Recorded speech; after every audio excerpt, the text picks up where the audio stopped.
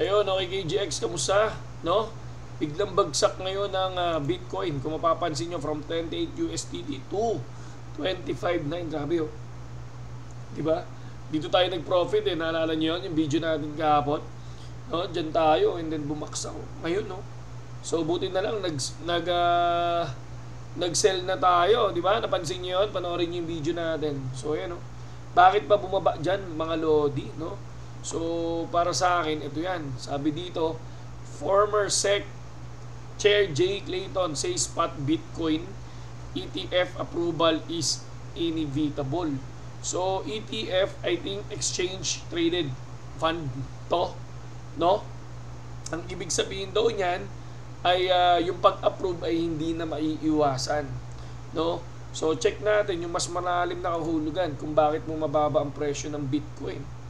And syempre ako naman, may mga news na ganyan, pero ako dahil pag pumapasok kasi ang bear, alam ko talaga bumababa ang presyo eh.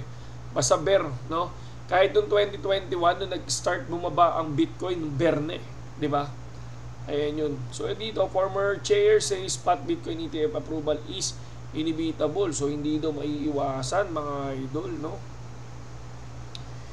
Dito, sabi dito, the influx of spot Bitcoin ETF application has certainly become one of the most interesting development in the digital asset industry.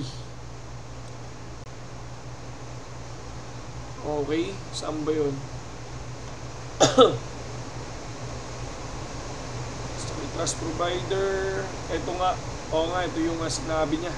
So, ayokong pakinggan to kasi baka makapiright tayo, pero ito lang yun. Ito lang yung sinabi niya dyan, no?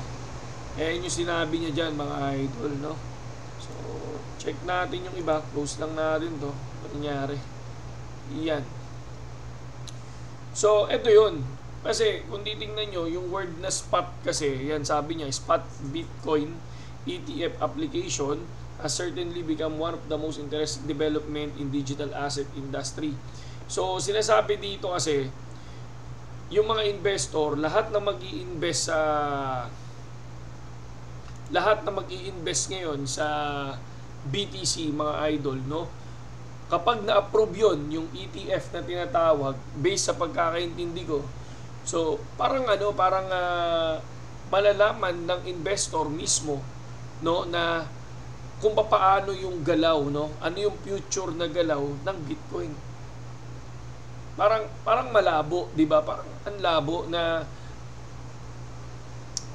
gusto mo na magkakaroon ng isang approval na makikita mo yung galaw niya, no? Kung tataas ba siya o bababa siya. Parang ganun. And then parang matatanggal siya sa cryptocurrency, 'di ba? So kayo kung ano yung pagkakaintindi nyo, pero ako, yun yung pagkakaintindi ko sa sinasabi dito.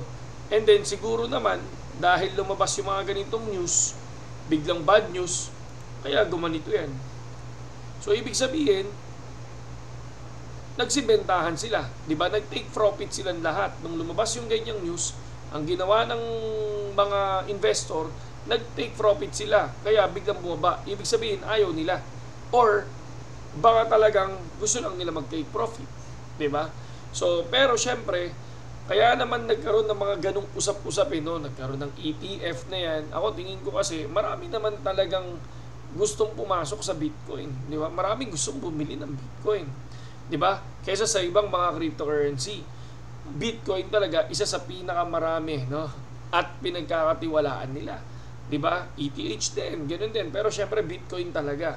So siguro dahil nakita na maraming nagtitiwala sa Bitcoin, ito yung ginawa nila ngayon. So, syempre, hindi naman tayo ganun kagaling, no? Pagdating sa technical analysis. Pero still, ang nagpapagalaw pa nito, whales, syempre, nagbenta sila, kaya biglang bumagsak. Diba? So, pwede ding bumaba pa yan. Diba? Kasi bear na. Pero syempre, lahat ng nakikita nyong bad news, minsan, kabaliktaran na nangyayari sa crypto, mga idol, no? So ito, tulad nito, no, BTC still sticking to my plan of waiting for October to start scaling. In the box would be my buy zone. Ayan. So ito daw yung buy zone niya. I think, check natin. 24 or 22. So, nasa 24, pwede na siyang bumili ng 24. Tapos, mag-ano na siya, no? Mag-buy low. Subukan natin yan soon. Tingnan natin kung okay nga, no? Ito, parang pare-parehas lang ng graph, oh.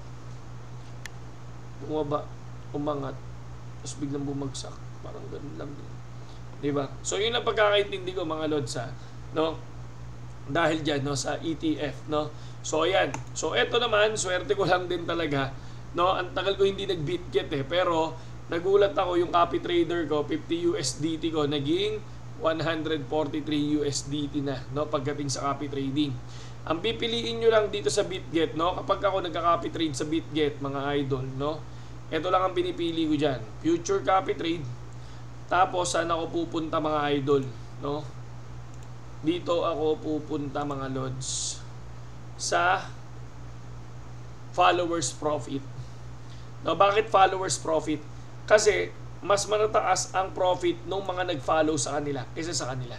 Ibig sabihin, kumikita yung mga nag-follow sa kanila, no? So mamili lang kayo dito, pero syempre piliin niyo yung walang, alam niyo na, yung hindi nagkakamali masyado. Parang ito, 74% win rate niya. Pero yung orders niya, tingnan nyo.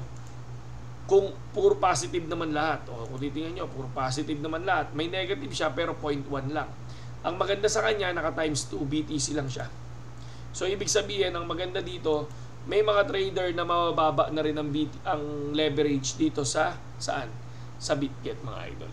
Kung gusto nyo, no, kung gusto nyo subukan ng BitGet, mga lodi, meron tayong link sa description na kung saan tinuro din natin kung paano mag-copy trade doon. Nandoon yung full tutorial video bago kayo pumasok sa BitGet or mag-copy trade. Okay? Saludo sa lahat, KGX. Magandang gabi sa inyo lahat.